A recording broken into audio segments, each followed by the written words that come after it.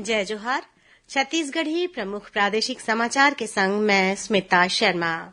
प्रदेश में विधानसभा चुनाव के दूसर चरण के 70 ठन विधानसभा क्षेत्र में काली होए मतदान में 75.88% मतदाता मन ह अपन मताधिकार के प्रयोग करिन।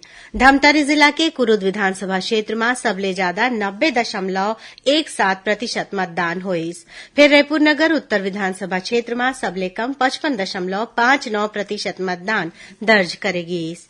दूसर चरण के 70 विधानसभा क्षेत्र में कुल 958 उम्मीदवार मन के चुनावी किस्मत ईवीएम में बंद हो गया हवय। मतदान के बाद सब्बो पोलिंग पार्टी मन के वापसी हो गए हे और ईवीएम मशीन ला जिला मुख्यालय के स्ट्रांग रूम में कड़ा सुरक्षा में राखे गे हवय। पहली और दूसर चरण में 90 ठन विधानसभा क्षेत्र में कुल मतदान 76.31% रहिस। दोनों चरण के मतगणना अवैया 3 दिसंबर के होही और यही दिन चुनाव परिणाम घलो घोषित कर दी जाही।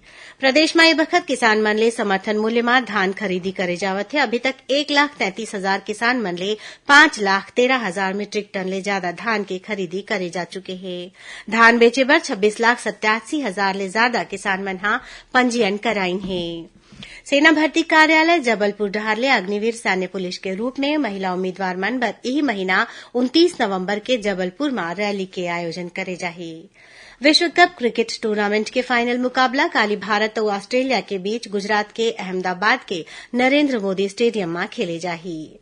और छत्तीसगढ़ संगरा देश के आने आने जगह में 4 दिन तक चलैया छठ पूजा उत्साह के संग मनाए जावत है। लोक आस्था के महापर्व छठ पूजा के दूसर दिन आज खरना के अनुष्ठान करे जावत है। तो ये रही अभी तक के प्रमुख प्रादेशिक समाचार। जय जोहार।